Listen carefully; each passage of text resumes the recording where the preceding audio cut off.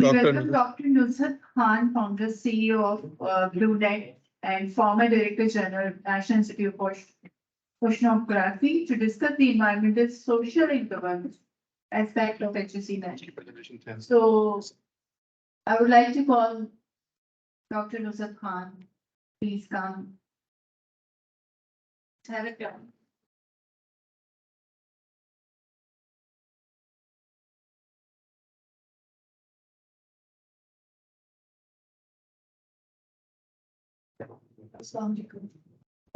This is me, Dr. Nuzhat Khan, former Director General for National Institute of Oceanography. Presently, it will be a consultancy for sustainability. It's most probably the toughest time to do. The long morning day, and just before lunch, and we had enough for this morning. I tried to be brief as possible, interactive.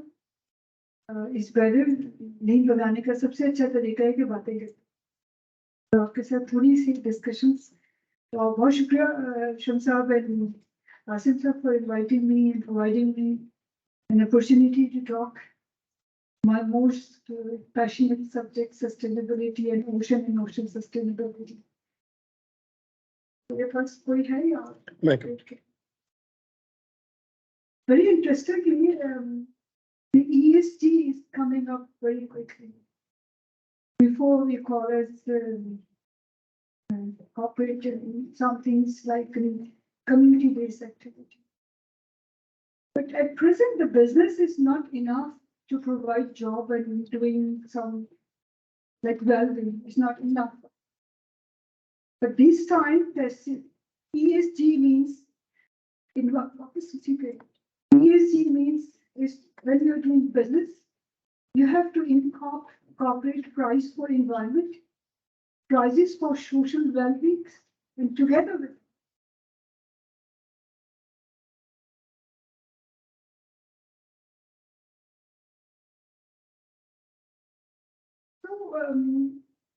and the governance. This is very, very. If you want to store anything, that means you have to put up in your proposal the price of the environmental degradation and rehabilitation. The alternative. Number two, the community services. It's not just community services for providing well-being, but this is maybe displacement, maybe job opportunity, maybe parents. This needs to be incorporated, the cost, lifetime cost of that project. This should be incorporated in the governance system. And this is the way the business is now.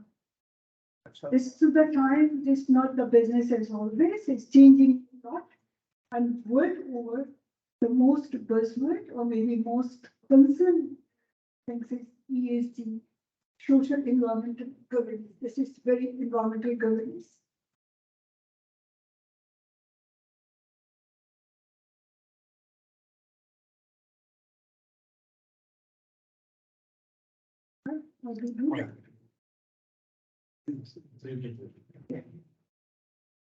Why we have to look for environment and environmental sustainability in ESG? What need to be incorporated? Very simple. Over 150,000 deaths just because of air pollution. We all are experiencing in Lahore is the smoke and air pollution very visible, but invisible in Karachi. They're not noticing, but we are suffering with air pollution, traffic and industries and other things as well. So air is getting polluted every day. It's not just industries, with our lifestyle as well. Running cars and doing luxuries and buying things, and we are not living in a sustainable manner. Our requirement is just touching sky. So the air quality is very important to breathe. Again, air quality is also leading to climate change activities. So another visible activity impact on climate change as well. Climate change impacting not just industries, households as well. And these all are black carbon and other things are solid waste. indiscriminate use of disposables, not just plastic otherwise. We live in a disposable environment. We love to dispose each and everything. That means we have to give up our disposable lifestyle, convenience lifestyle. So we need to cover these things when we are talking about ESG. Again, without telling these numbers, मेरा ख्याल है कि कभी दिन में आप अगर roads पे निकल रहे हैं जहाँ गाड़ियाँ पार्क ना हो, तो हमें ऐसा लगता है जैसे हम कचरा कुंडीज पे चल रहे हैं. This is surprising. It may not need quantified data for that, but is it visibly plastic and other pollution every bit and corner of not in Pakistan in entire world. And we have a very poor management system. So the problem is more visible with us than the rest of them.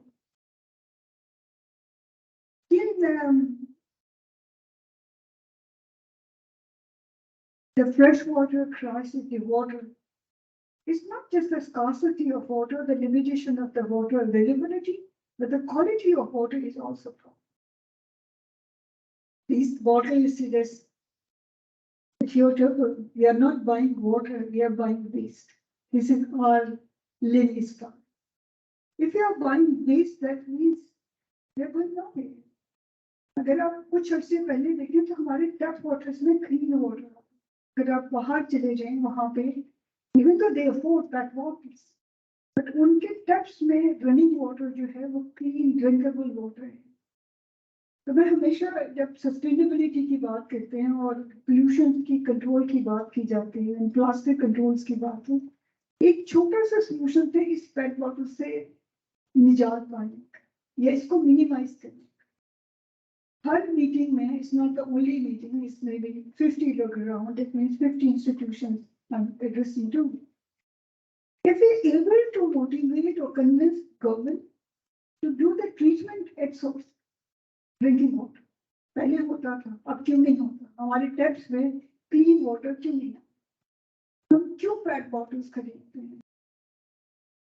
क्या इस सारे पैसों को, इस सारे mafia को deal करने के लिए क्या ऐसा नहीं हो सकता कि हम ये कोई रिकमेंडेशंस बना लें और इस पर कंटिन्यूसली बात की जाए? ESG की जब हम बात करते हैं, including industries to domestic user, policy makers, think tanks, एक एक्सरसाइज होना चाहिए कि सोर्स ड्रिंक ट्रीटमेंट हो ताकि हमारे टैप्स में ड्रिंकेबल वाटर आए. तो we can reduce much of this plastic, the PET water which we are carrying, everybody is carrying, that is a safe drinking water. अगर हमारे नलों में साफ पानी आ जाए तो ये किसी हद तक कंट्रोल हो सकता है. नंबर्स की वजह से ड्रिंकेबल पोर्शन है वो 20 to 15% होता है. यस, तो मतलब 85% जो है वो वेस्ट हो रहा होता है ग्राउंड. अब हम ट्रीटमेंट प्लांट लगाने की बात कर रहे हैं, यानी 100% पानी जो है वो हैंगिंग करना, और उसको हम टॉयलेट में और कपड़ों को वॉश करने में यूज करें. और हमारी जो कॉस्ट है ड्रिंकेबल बनाने 15% के लिए होनी चाहिए, वो हम 100% अप्लाई करें. मेरे ख्याल में ये जो आप कहते हैं इस 200% करेक्ट, बट अगर वर्ल्ड अराउंड प्रैक्टिस देखें तो वो इस पे इन्वेस्ट करते हैं क्योंकि वो सस्टेनेबिलिटी पे काम करते हैं. तो जब आप सस्टेनेबिलिटी पे काम करने जाते हैं और जब क्वालिटी ऑफ वाटर आपको पीने के लिए चाहिए, वही आपको ड्रिंकेबल एंड वॉशेबल भी चाहिए. जो आपको बाथिंग का जो पानी है अगर वो कंटामिनेटेड होगा, जो हो रहा है, वो तो उसके हेल्थ इश्यूज भी है. जिस वाटर से आप सुबह उठ के टूथब्रश कर रहे होते हैं, अगर वो bacteria and viruses and chemical contaminated है तो वो डायरेक्टली आपकी हेल्थ को खराब करते हैं. तो यस, लेकिन वो ड्रिंकेबल जो है वो मे बी इन बॉटल से इतनी क्वालिटी नहीं होगी, बट एटलीस्ट वायबली ड्रिंकेबल हो सकता है. और ये भी हो सकता है जो नई टाउनशिप्स बन रही है, ये जो नए हाई राइज बिल्डिंग्स की हम प्लानिंग करें, जो हमने कॉन्क्रीट जंगल बनाया है, अगर हमारे टैप्स में बेहतर क्वालिटी का पानी आ जाए तो एक छोटे से ट्रीटमेंट के साथ वो आप ड्रिंकेबल बना सकते हैं. आप अपने घर में एक छोटा फिल्टर लगा सकते हैं. इस वक्त जो फिल्टर्स अवेलेबल हैं जो पहले यूज होते थे छोटे वाले ड्रिंकेबल बनाने के लिए, वो इस पानी के लिए फिजिबल नहीं है। और बहुत सारे घरों में जो पानी आ रहा है उसका TDS बहुत हाई है, जो किसी भी ह्यूमन कंजम्पशन के लिए इज अनफिट। ना वो वॉशिंग के लिए फिट है, ना बालिंग के लिए फिट है, ना दूसरी चीजों के लिए। आपके अदरवाइज एक्सपेंसेस बढ़ जाते हैं जब वाटर क्वालिटी खराब है। आपके डिटर्जेंट एंड सोप्स के एक्सपेंसेस बढ़ जाते हैं, आपके क्लीनिंग के, आपके वॉशिंग के। तो आपको प्राइस, अगर आप ये समझते हैं कि आप पे नहीं कर रहे हैं, पे कर रहे हैं। एक चीज जो और बेटर है कि बजाय से कि 40 स्लाइड देखी जाए, अगर 2 स्लाइड्स में हम डायलॉग कर लें तो प्रेजेंटेशन ज्यादा अच्छी होगी। एक बहुत इंटरेस्टिंग चीज जो हम नहीं करते, हम एक पानी का छोटा सा बिल देते हैं तो 300-400 रुपए, और वो एक स्टेट बिल होता है सबके पास।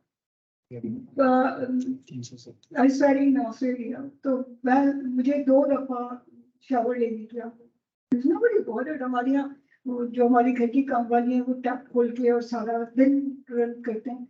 और मैंने सुना है पंजाब में नल बंद करने का रिवाज ही नहीं, कहते हैं कि जी हमारे तो वहाँ हम टैप ऑफ ही नहीं करते। I don't know is correct और not, but somewhat is correct. लेकिन अगर वो मीटरिंग लग जाए तो जब मैं तो मेरी जो जिसके साथ मैं घर शेयर करती थी, जो मेरी लैंडलॉर्ड थी, लेकिन वो बहुत मुझसे नाराज हुई, कहती तुम क्यों पर सुबह उठ के और रात को सोने से पहले तुम्हारी ऐसा क्या तुम करते हो, ताकत है। तो मैंने अपनी दोस्त को कहा, मैंने कहा मेरे नहाने धोने से इसको क्या प्रॉब्लम है, मेरी मर्जी में पानी का बनाओ। तो कहती है एक्सक्यूज मी, वो बिल पे करती है तुम्हारे यहाँ। मैंने रियलाइज कि वाकई अगर हम सब मीटरिंग के साथ चलने लगे, तो जिस तरह हम घर कमरे से बाहर निकलने से पहले लाइट ऑफ करते हैं, तो हम केयरफुली अपने टैप्स को चेक करेंगे, उन लीक तो नहीं है, हमारे जो फ्लश टैंक है वो 90% लीक कर रहे होते हैं क्योंकि हम क्वालिटी प्रोडक्ट यूज नहीं करते। तो हम बहुत कंसर्न हो जाएंगे क्योंकि हमारी जेब से पैसे जाए, और वो जो पैसे हम पे करेंगे पानी के, वो क्वालिटी ऑफ वाटर पे खर्च होने चाहिए। तो हमारे बेसिकली जो मिसिंग है वो सिस्टम्स मिसिंग है। बाहर जब मीटरिंग होती है तो उनके टैप में जो ड्रिंकेबल वाटर आता है, जो वॉशिंग के लिए भी यूज होता है, बिकॉज दे चार्ज फॉर। क्यों नहीं सिस्टम रिप्लेस किए, क्यों नहीं हम जिम्मेदार लोगों की तरह रहते। हम हमेशा अपनी कंफर्ट एंड कैजुअल एटीट्यूड को कब खत्म करें।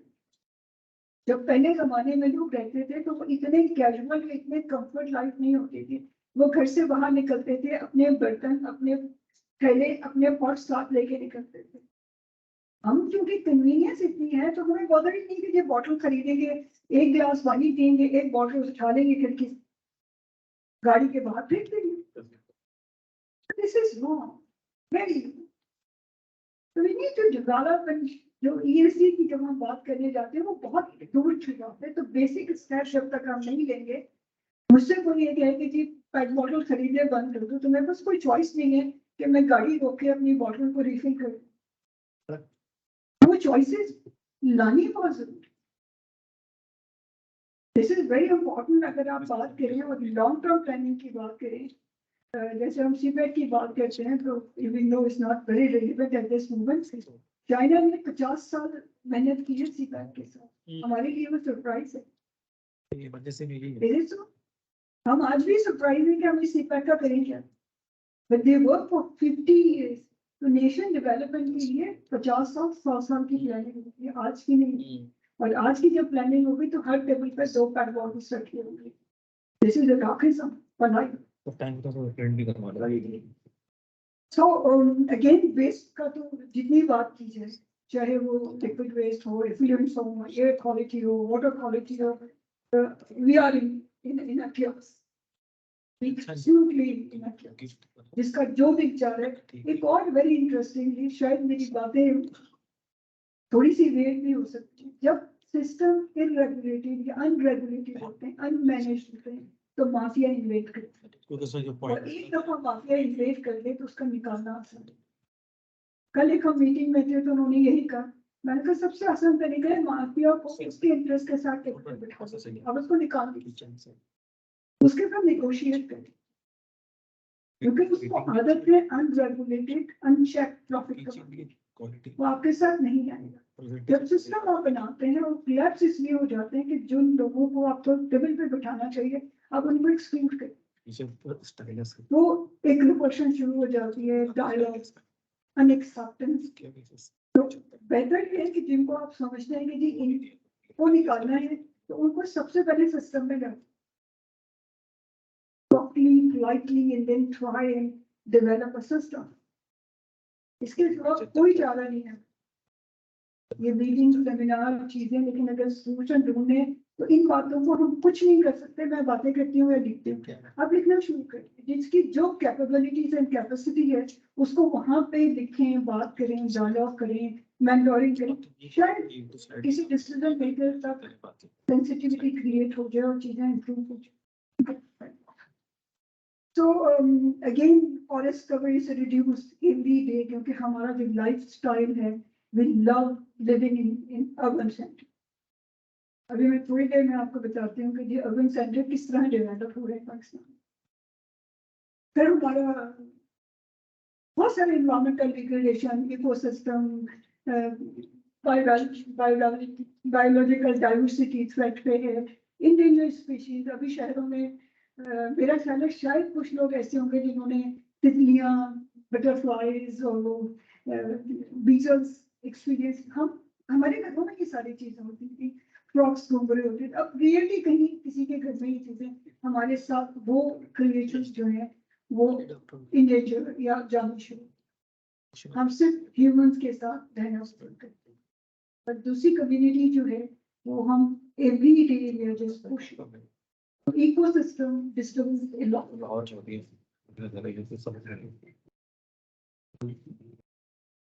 क्या हम बातें कर रहे थे क्यों अभी जो आपने कहा कि नहीं पहले आता था कंजम्पशन रिक्वायरमेंट बहुत छोटी सी। अब हमारी वाटर कंजम्पशन एक तो रिक्वायरमेंट बढ़ गई है, दूसरे हम गैर जिम्मेदार, हम चाहते हैं कोई कर दे, हम नहीं करते। अप्रोक्सीमेटली अर्ली लेट 40s की पिक्चर है। इसका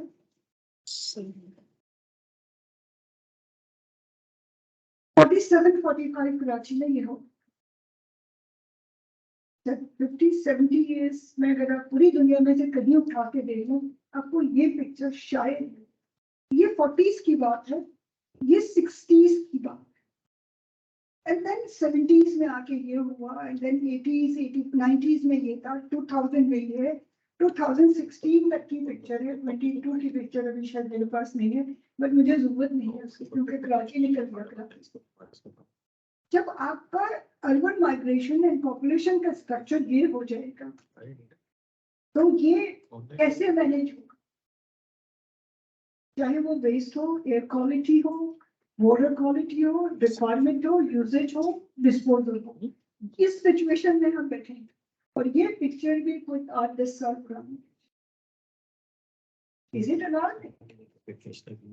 तो जब आप ESG की बात करेंगे तो मेरे ख्याल है हमें ESG पिछले 20 साल पहले अडॉप्ट कर लेना चाहिए था जब हम इस जगह पे थे। हमारी स्ट्रक्चरल डिजाइन, हमारा लाइफ स्टाइल, बल्कि इस 70s में हमें सोचना चाहिए था कि हम कहाँ जाए। दुनिया में अर्बनाइजेशन है बट ये पैटर्न ऑफ अर्बनाइजेशन नहीं। और जब ये पॉपुलेशन स्ट्रक्चर होगा तो control beyond control not possible at all. इस सिचुएशन में हम कहाँ स्टैंड करें? इस सिचुएशन में we are छोटा सा एक ये हमारा स्टैंडिंग है। Karachi used to be like that but ये पुरानी बात है, 100 साल पुरानी बात है, बट ये स्ट्रक्चर है। इसमें 2 मैसेजेस हैं इस पिक्चर में, वेरी क्लियर। एनीबडी जी, what are these 2 messages? Yeah. Proper infrastructure being on complete system. Automatic which is the और infrastructure no, please.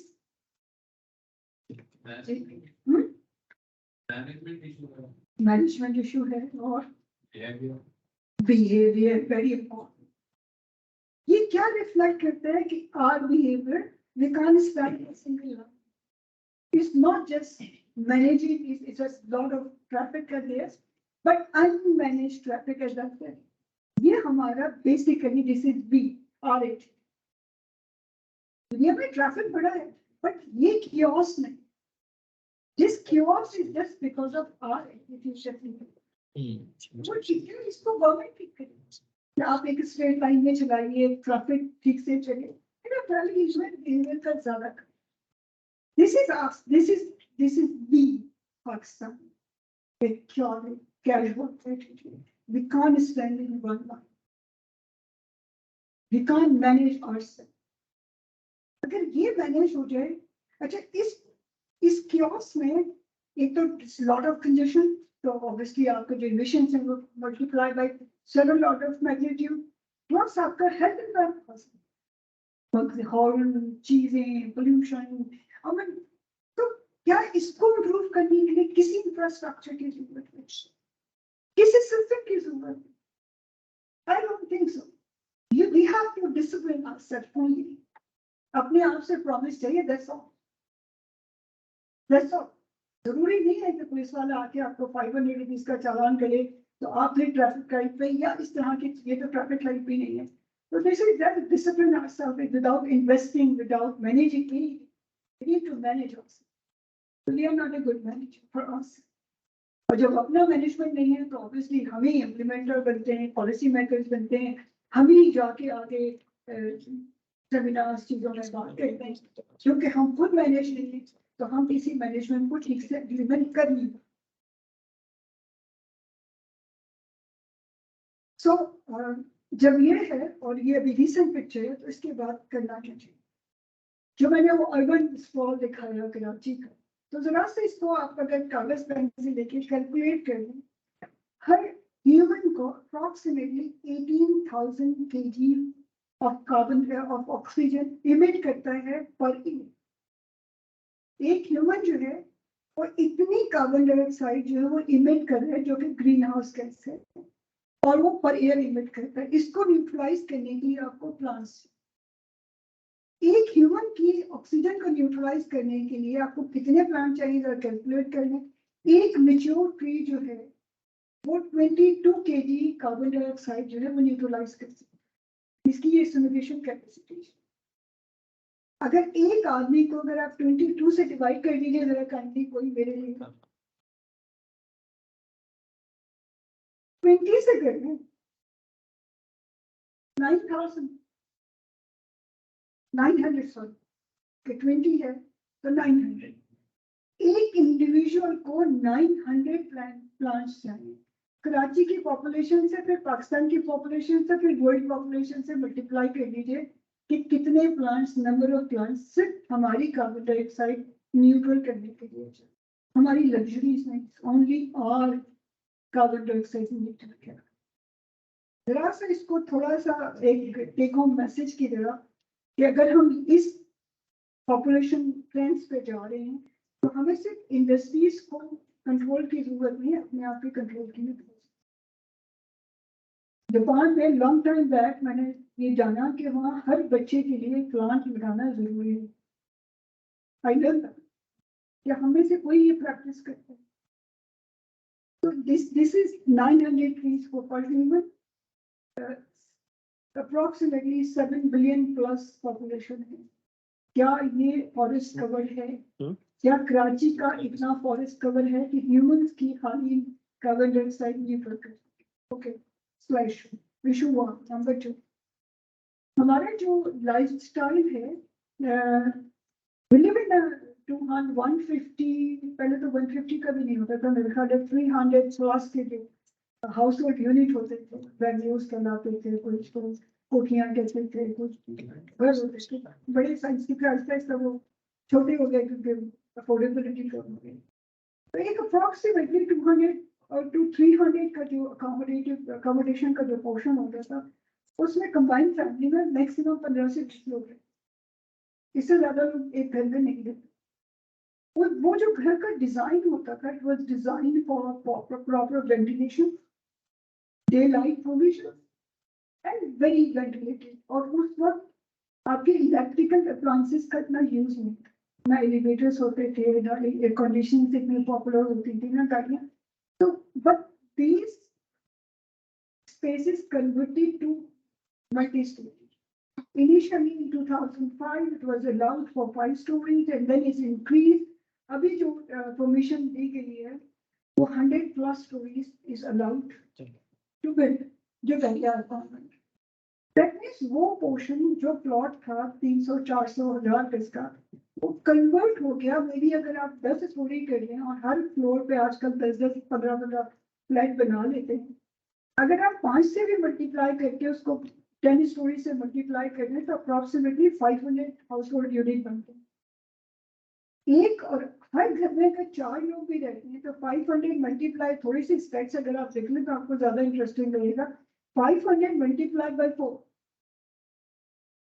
2000, तो 15 लोगों की अकोमोडेशन पे अगर 2000 लोग रह रहे हैं, उनकी जो यूटिलिटीज कंजम्पशन हैं, यस यू आर राइट कि पानी साफ कैसे प्रोवाइड किया है कि जो 15 लोगों को साफ पानी मिलता था वो एक हाउस होल्ड पे 2000 लोगों को पानी चाहिए, और शायद जब रियलिस्टिक कैलकुलेट करेंगे तो नंबर इससे बहुत ज्यादा है. अच्छा, सिर्फ पानी नहीं चाहिए, जो क्यूबिकल्स बन रहे हैं, अभी थोड़ा सा फ्लैशबैक में अगर आप चले जाओ अपने घर को रिव्यू करें, आपके घर की कोई एक लाइट 24/7 जरूर जलती है. वहाँ पर डे लाइट प्रोविजन नहीं है, हम वेंटिलेटेड हाउसेज में नहीं रहते. इस कमरे को देख लीजिए, इस वक्त बाहर फुल सन है, सारी लाइट से एयरकॉन चल रहा है, no ventilation at all. That means we are running aircons, we are running light 24/7. So we are increasing impact on our lifestyle, not planet. हमारे अपने लिए जो हम इश्यूज क्रिएट कर रहे हैं वो हमारा अपना एटीट्यूड से नहीं है. तो एक हाउस होल्ड जो है वो approximately 2.7 ton carbon dioxide emit करता है. एक हाउस होल्ड मल्टीप्लाई कर लीजिएगा किसी भी प्रोसेस से बैठ. तो एज पर जो डॉक्यूमेंट है क्लाइमेट चेंज, उसको अगर आप रिव्यू करें तो उसमें क्लियर लिखा है कि 45 to 50% जो इमिशन है फ्रॉम हाउस. हम जब क्लाइमेट चेंज की बात करते हैं तो we repeatedly talk about industries, this that and फलाना. हम कभी इसकी बात नहीं करते. जो मैनेजेबल है, जो कंट्रोल, जो इजी है. जी, कोई क्वेश्चन, डिस्कशंस, कोई बात? जी, मुझे टाइम बता दीजिएगा, I can stop any time, क्योंकि सबको लंच करना है तो शायद. मैं लिख कर रहा था आपकी बात को, Dubai, Paris, Hong Kong, Beijing, correct, 20 story buildings concept. और दुबई को अगर आप स्पेसिफिक ले लें, ऑर्गेनाइजेशन कराची की, उससे मतलब 100 टाइम्स है जो वहाँ पे हुई थी.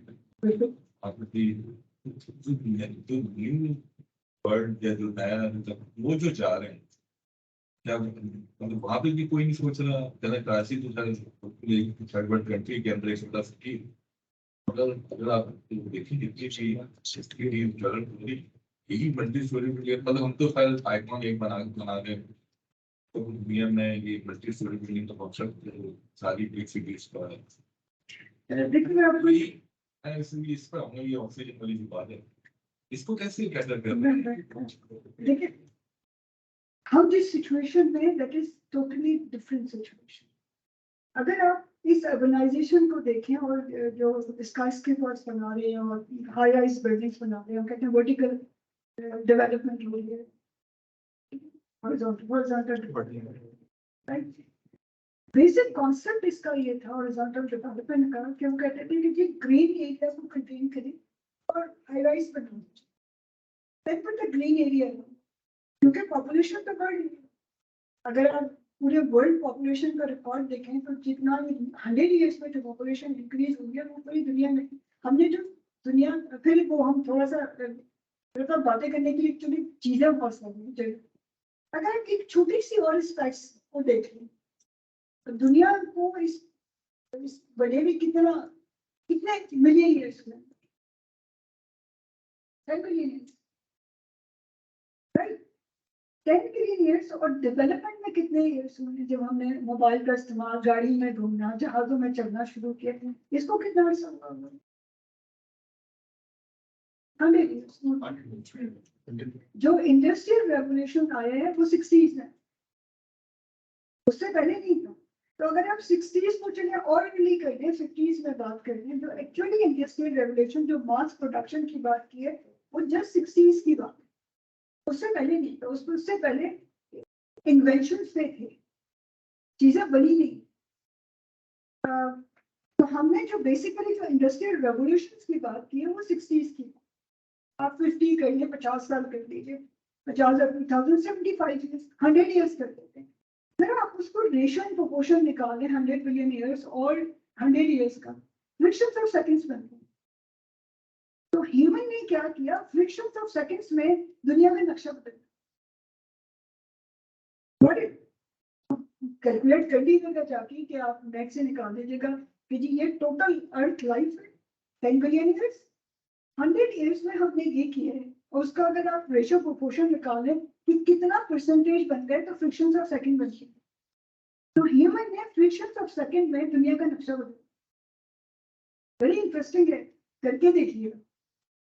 तो जब 100 ईयर्स में, तो बाहर जो लोग थे जो बेसिकली जो डेवलप करते हैं, is not develop infrastructure, mental development की बात करें, तो जो डेवलप माइंड थे, जो विजनरी लोग थे, उन्होंने क्या किया कि उसको बहुत शुरू में एंगेज कर लिया। 70s से उन्होंने जो प्रॉब्लम्स आ रही थी उसको एड्रेस करना शुरू किया। जब इंडस्ट्रियल रेवोल्यूशन आया तो अर्ली 70s में उसके उन्हें सिग्नेचर्स नजर आए। तो फर्स्ट अर्थ समिट हुआ 1972 में। पहली दफा लफ्ज इन्वायरमेंट, ये क्लास लगता है मैं पढ़ा, पहली दफा लफ्ज environment, contamination and pollution were introduce in 70s, 72, 71। Before that अगर आप उसका देखें, यूनेस्को का चैप्टर देखें, तो यूनेस्को जो बना है तो उसमें इन्वायरमेंट का लफ्ज नहीं। 50s में जब वो बना फिर उसके बाद वो रिवैम्प हुआ और एक चैप्टर यूनेप के नाम से ऐड हुआ। That means they were concern कि जो हम करने जा रहे हैं तो इसके आफ्टर इफेक्ट्स होंगे या नजर आने शुरू हुए थे। हम आज भी 75 ईयर्स में प्रॉब्लम डिस्कस करें, हम सॉल्यूशंस पे नहीं हैं। they recognize, they took an initiative not just by themselves, globally. Ozone depleting substances, जब आप एक और चीजों की बात करते हैं, उसके बाद ऑब्सोलीट केमिकल्स की बात की, बेसल कन्वेंशन बना, transboundary movement of hazardous chemicals बनाया, फिर मुस्तकिल Kyoto protocol, you name it, they created this international protocol. अभी COP 27 हुआ 28 अक्टूबर में होने जा, that means they concern about it. और सबसे इंटरेस्टिंग जो इस वक्त कंट्री है that is Nepal, they are carbon negative. अब मोटिवेशन क्या है कि आप इस पूरे क्लाइमेट चेंज को एड्रेस कैसे कर सकते हैं, वेलबींग कैसे, तो इंसेंटिव, तो कार्बन ट्रेडिंग की बात कि वो कंट्रीज जैसे हम हैं, दे आर नॉट कंट्रीब्यूटर, हमारा लेस देन 1% भी नहीं कंट्रीब्यूशन में, तो हमको ये कहा जाता है कि आप कार्बन ट्रेडिंग कर लीजिए। That is again a mitigation very major for that. Problem हमारे साथ ये है कि हम, हमारी जो यूथ है या हम सारे जो हैं उस ब्रॉडर कैनवस पे देख नहीं रहे। तो आप कहते हैं ना कि चीजें हो रही हैं, तो जब ये बाकायदा एक स्टार्ट हुआ कि जी माइका स्टोरी बनाओ, वर्टिकल हॉरिजॉन्टल मूवमेंट की जाए ताकि मैक्सिमम ग्रीन एरिया को कंटेन किया जा सके। लेकिन हमने उस पर डिसएडवांटेज लिया, हमने एवरी सेकंड कॉर्नर को कंक्रीट जंगल बनाया। हमारी क्योंकि स्ट्रेटेजिक प्लानिंग नहीं होती, हम उस विजन के साथ नहीं आते कि हम यह हाई राइज बना क्यों, नीड क्या, हमने कहा that's the best thing, let's go and do it. सबसे बड़ा जो हमने वो पिक्चर के साथ मैं बता रही थी कि हम जो इररेगुलेटेड कैजुअल बात है, हमने उसका जो क्रक्स थी ना कि हम क्यों मल्टी स्टोरी बनाएंगे, हम क्यों कंटेन करेंगे, जस्ट बिकॉज कंटेनिंग और मेंटेनिंग ग्रीन एरिया। दुनिया में जहाँ डेवलपमेंट हो रही है उसके साथ ग्रीन एरिया भी डेवलप हमने नहीं किया। अभी क्योंकि मैं EPA का भी कहीं पार्ट हूँ तो हमने कोई रिकमेंडेशन दी थी और अभी वो कर भी रहे कि अगर आपको इंडस्ट्री को परमिशन देते हैं और उसके आसपास कोई ग्रीन एरिया नहीं है तो इनसे कहें कि कोई पार्क अडॉप्ट कर लें और उसको डेवलप करें एज ए ग्रीन। आपकी जो कैलकुलेशन जो ESG है बेसिकली जो अभी आगे करना था कि अगर ESG का मतलब ये है कि आपकी जो कार्बन इमिशन है उसको न्यूट्रलाइज कैसे करें, इन्वायरमेंटल सस्टेनेबिलिटी, और आपकी सराउंडिंग में कोई पार्क नहीं है, कोई ग्रीन एरिया प्रोविजन नहीं, तो आप कहीं अपनी सराउंडिंग में उस पार्क को अडॉप्ट करें और कैलकुलेट करें कि जी ये आपकी कार्बन इमिशन है और ये वाला पार्क जो है इसमें इतने मिलियन ट्रीज लगेंगे और उसको हम मेंटेन करेंगे। That's the only solution we have. It's not just with industry, with household as well. जो हाई राइज बिल्डिंग बैठे क्या परमिशन है उनको कहें कि जी इतने लोग रहेंगे, ये कार्बन कंटेंट होगा आपका और इस साइज का आपको प्लॉट अडॉप्ट करना। It's the only solution बेटा। जी मुझे टाइम बता दीजिएगा क्योंकि मेरी तकरीर जो है वो जी 5 मिनट्स और या 2 मिनट्स और दो स्लाइड्स है। I can talk on sending one slide as well. It's not an issue. You got it? तो अगर ये दो मैसेजेस भी कन्वे हो गए तो मेरा ख्याल है मुझे आगे की स्लाइड्स की जरूरत नहीं है।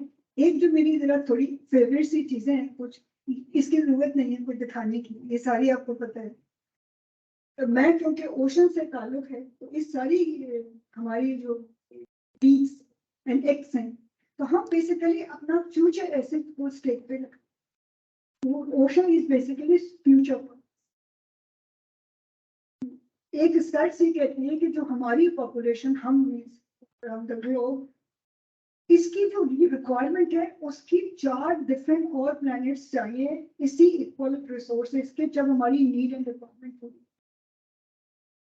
तो क्या हमारे पास ऐसा कोई ऑप्शन है कि हम 4 मोर प्लैनेट्स ले आए अपने रिसोर्स कंजम्पशन यूटिलाइजेशन के लिए चीजों के लिए? ऑब्वियसली जब ये स्टेट पे लगेगा तो हमारे food, water, transportation, everything is going to be. ये कुछ एसेट्स हैं क्यों केयर करना चाहिए फ्यूचर के लिए। ये पाकिस्तान की स्टेट्स है और पिछली स्लाइड में इंटरनेशनल के लिए ये कुछ इंटरनेशनल एस्टिमेट्स हैं।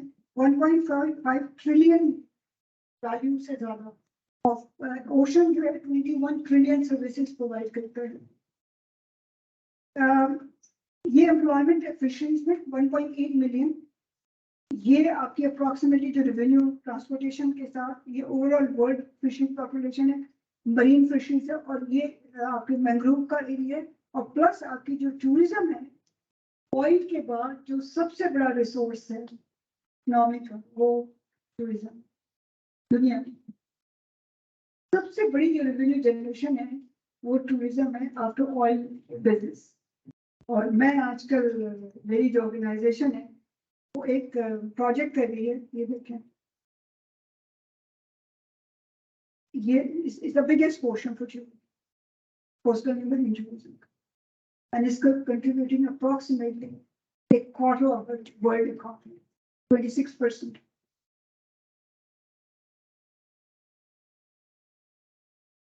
Again, this is 1 out of 4 jobs is from tourism. Photo child? You were speaking of that subject. Yes. And this is again, thoda sa, if you allow me to show my present, this is my organization, what we are working. We are working for basically sustainability as इसका जो मेरा vision है कि जिस तरह की हम बात करते हैं एग्जैक्टली इसी तरह के हम प्रोजेक्ट करते हैं। अभी जो हम प्रोजेक्ट कर रहे हैं वर्ल्ड बैंक का वो basically gap analysis for developing coastal tourism for livelihood support के। ये हमारी कुछ एक मरीन इंक्यूबेशन सेंटर एस्टैब्लिशमेंट का है। फिर इसके अलावा जो हम काम करते हैं वो सस्टेनेबिलिटी पे क्लियरली आपकी इन्वायरमेंटल सर्विसेज के अलावा कैपेसिटी बिल्डिंग के अलावा और प्लस जेंडर इंक्लूजन। इसलिए नहीं कि कोई पैशन है, we are almost 48%, we are going to be 50-50 by 2030 world over. तो जब आप हाफ वर्क प्लेट को घर पे बिठा देंगे तो डेवलपमेंट नहीं हो सकती। This is very important to train, to retrain human resource as well, women resource as well, female as well. Thank you. Thank you very much.